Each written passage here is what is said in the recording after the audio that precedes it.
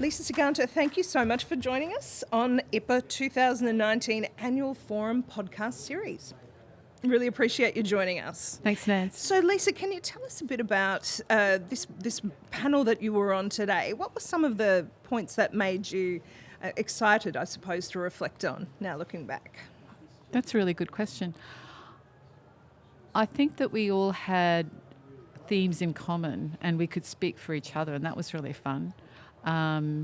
We didn't really have to go, but there's this. Everybody understood, even though we're working in different sectors, yeah. No, exactly. I was thinking that because you're all from very diverse fields, and to have that commonality was great. Yeah. And a bit of a small example of what you're really trying to achieve in the wider community and show that it's doable. Yeah, I think we needed a bit more time to give examples of what we're doing and why we're doing them. So we tried to squeeze those in, and we tried to refer. So it was hard to jam pack it all together. You're such an expert on this interactivity of organisations. Do you think that there was a good discussion on that today? I mean, you've been on the front line getting battles for funding for these things. Oh, yeah. No, I think it was. And I think the audience questions were spot on. So that was really good. It was we hadn't really talked about corporate. We hadn't talked about procurement and contracts. I think something we didn't cover, which, we didn't have enough time, but was about board structures and how do we, with organisations and boards, how do we have the best boards making the right decisions in this sphere? And you mentioned the corporate there. You even spoke of some examples there. That Johnson & Johnson one was interesting. Yeah. So, the whole corporate relationship, partnership, and what's in it for them. And the other end of it is I heard last week with some Indigenous organisations that have spent a lot of time with corporate foundations, coming in and having sponsorship programs and pouring lots of money onto stuff that is only really relevant for the corporate and not super relevant for the longevity of the organisation. So really when you're starting, you need to work out where are the aligned interests. And it might be a corporate that's completely, very, very different to the community services organisation that you're partnering with, but what's the aligned interest?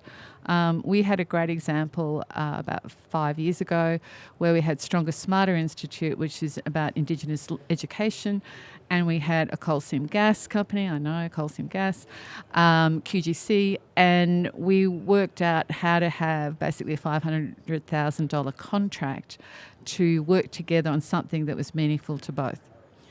So, and it shows once you start from that common place, the issue, the problem, then you can get all of those different sectors on board. Is that really the Yes, approach? I think so. I think in that case, it was really sort of three sectors we got together. So it wasn't multi, and the Asylum Circle example I talked about on the panel is a really complicated multi-organisational collaboration work.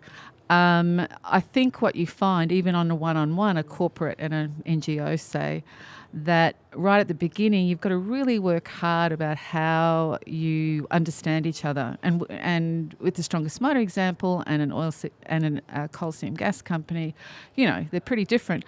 And to understand and to have our people understand each other, like how do we get our people at Stronger Smarter? Some of them were Aboriginal facilitators who are used to really rough conditions. They're prepared to go through rough conditions to teach and educate in remote community schools and would drive 10 hours to get there versus QGC, who were very, very tight about their safety of their people. And because they were investing in this program, had tight safety conditions, which meant that no one could drive for more than 2 hours. They had to have a snack and some water packed for them, and total of 6 hours. And that, those two ways of doing things were totally different. And we nearly had, a huge alarm go right through QGC that we were not doing the right practice. That's a long story, but that's what was happening. The details are important.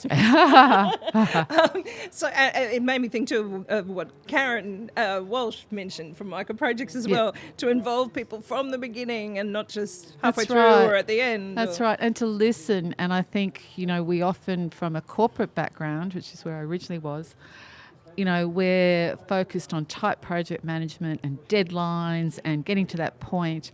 And you need to take the time, and it costs money, but you need to take the time to listen and understand. And if you want people working together, you've got to work up that respect, which isn't going to happen by having a Gantt spreadsheet and milestones and you have to deliver by 10 a.m. on Friday. Remembering the faces of the people. Yes, that's right. In the project. That's right. And I think one of the things which I said was, even if you're super, super busy, still connect with who the target client is, because if you don't really understand them and you don't keep coming back to them, is this getting fixed? Is this helping? Then it's not worth it. Lisa, thank you so much for your reflections. But is there a final takeaway that you'd like people to have after the conference for our podcast listeners? I think the idea of giving it a go is probably the right one, and also that there is no rocket science on this. It's sort of like a marriage, it's got engagements are giving it a go, marriage is giving it a go. You have no idea really how it's going to turn out, but if you're committed to it, but you've got to give it a go. If you stand back, it's not going to happen.